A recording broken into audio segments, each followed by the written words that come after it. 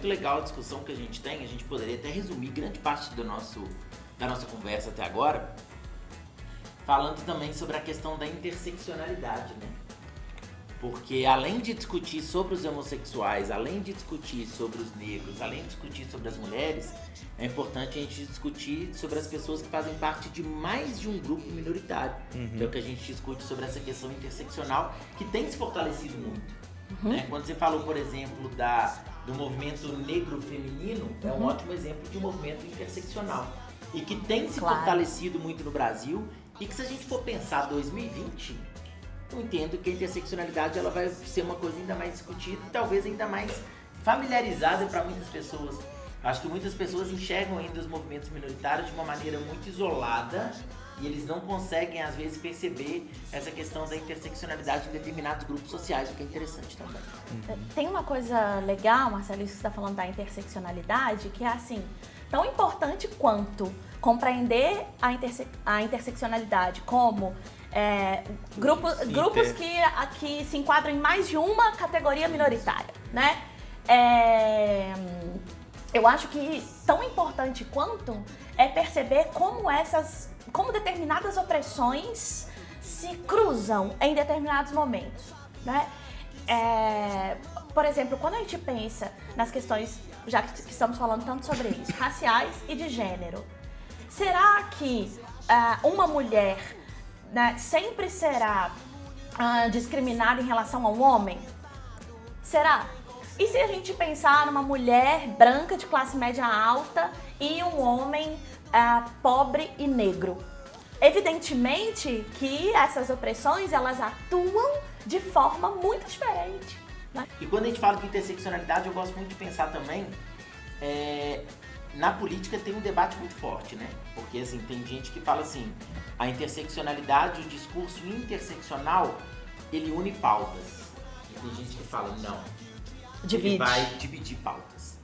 Porque às vezes a mulher fala assim, não, aqui não é lugar para a mulher, aqui é a discussão da mulher negra. Então se você é mulher e mulher... Não tem essa divisão. E aí é uma coisa que começa a ter uma discussão muito forte nesse sentido também. Até que ponto a interseccionalidade reforça a diferença, até que ponto ela combate a diferença. Eu tenho uma posição sobre isso que eu acho o seguinte, olha, é ótimo que a gente tenha interseccionalidade sim, em determinados momentos.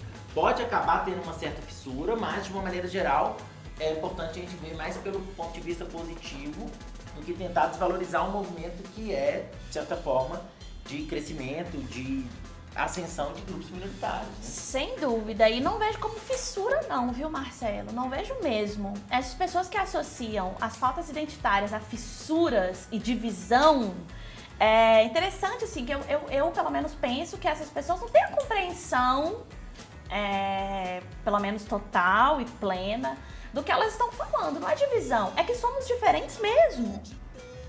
Isso não é divisão. É aprender a lidar com a diferença. Somos diferentes mesmo. Então, o movimento feminista, ora, gente, quando analisamos questões de gênero nos Estados Unidos, por exemplo, tá? Você tem ali o movimento pelos direitos civis, ali começa em meados da década de 1950 de maneira mais efetiva e entra a década de 60 e 70 de uma maneira extremamente efervescente, com grupos, por exemplo, como o Partido dos Panteras Negras e tal.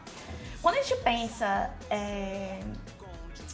nesses grupos, as mulheres negras que estão atuando ali, o que elas dizem? Olha, tudo bem, tem um movimento negro, mas eu sou uma mulher, então eu não posso falar sobre ser mulher no movimento negro.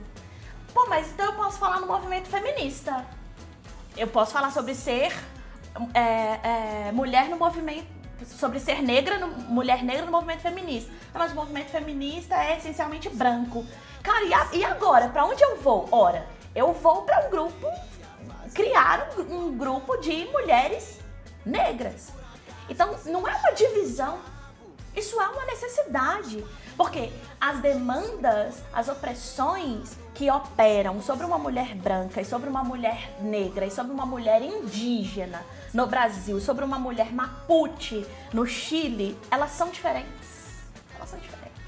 Então, elas têm que ser olhadas, percebidas e cuidadas de maneira diferente. E aí a gente entra num ponto que eu acho que vale para pensar em 2020. ao meu ver, a gente vive a era da desinformação ou da... Não sei se seria uma desinformação, né? É uma informação, digamos, mal selecionada, mal analisada, mal investigada, interpretada. E, ao meu ver, a gente vive a era das generalizações, né? E toda generalização, ela implica, né, não só no desconhecimento, mas no aprofundamento desse tipo de reação preconceituosa e mais do que preconceituosa às vezes, né? E, então, assim, enquanto você falava, eu estava pensando aqui o quanto que a gente vive uma dicotomia hoje, né? Porque é um tempo de mudança, porque a gente tem essa você usou um termo que eu gostei agora, que me fugiu. Interseccionalidade. Isso, muito bem. Que é um movimento se imbricando no outro. Então, assim, agora tô imbricando. Agora eu gastei. E aí você tem a população que, digamos, agora tem acesso rápido e fácil à informação através das redes sociais, principalmente, e que o julgamento ele fica meio que deixado de lado e você começa a aumentar, a intensificar todo tipo de preconceito e todo tipo de digamos, é preconceito mesmo, você não vejo outra expressão, que acaba indo de frente, né, vai confrontando, melhor dizendo, com essa situação que é uma mudança social positiva, que acontece no mundo inteiro. E aí a gente precisa pensar o seguinte, enquanto você falava, eu também pensava, será que essa é uma questão só no Brasil? É claro que o contexto brasileiro é um contexto muito específico, assim como o contexto do Chile é muito específico, de um país desenvolvido. Talvez a gente viva um momento de mudança em que os movimentos sociais eles estão se fortalecendo, só que em contrapartida a gente vive esse momento de desinformação, que é mais, ou de informação manipulada, que é mais visível em países menos desenvolvidos, que tem muitas vezes ali um nível de escolaridade mais baixo, ou que tem problemas de distribuição de riqueza. Então, assim, fazendo uma análise mais completa, eu queria saber o que vocês acham disso aí. Eu não sei, né? Quando você está falando, eu estou pensando aqui sobre a questão da desinformação em países desenvolvidos, periféricos. Também acontece. Se pegar os Estados Unidos, por exemplo, nossa, né? Aconteceu com o Trump recentemente, né? né? É isso que eu tô pensando. É verdade. E nem necessariamente no Trump, né? Assim, porque, gente, o que é aquilo, né? O que é aquilo? Pensar que aquele cara é o chefe do executivo do país mais importante do mundo é absolutamente assustador. Assustador. Mas eu nem estava pensando na eleição do Trump. Eu estava pensando no fato, se não me engano, podemos dar um Google, mas eu acho que é isso mesmo, 14% dos americanos, dos estadunidenses adultos, acreditam que achocolatado vem de vacas marrons. É isso, velho. Gente, que loucura. A notícia que eu queria dar é essa, gente. Que loucura, gente. Pepsi adoçada com feto, né? Que McDonald's, fetos abortados. McDonald's é feito com Miocusul também, tem essa mesmo. É isso, sabe? 14% da população adulta do país mais importante do mundo acredita que achocolatado vem de vacas marrons. Então, eu não sei, sabe, Léo, se 7% dos norte-americanos adultos. Mas assim, o que dá 16 milhões de pessoas. Eu acho melhor a gente nem entrar nessas estatísticas, não. Se eu começar a falar de terra plana aqui, vocês vão ficar meio assustados. Melhor não. Obrigado, pode deixar.